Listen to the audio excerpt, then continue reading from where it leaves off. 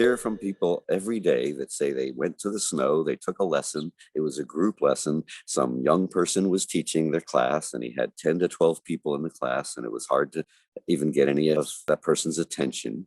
So, for starters, I might recommend a private lesson where you get one-on-one instruction from a little bit more of an experienced instructor.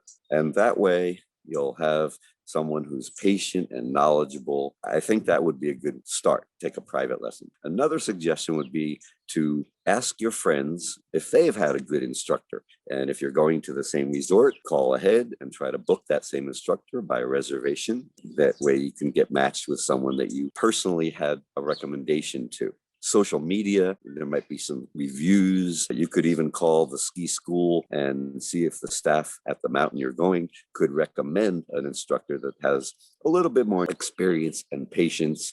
And I hope that would set you up for a good start.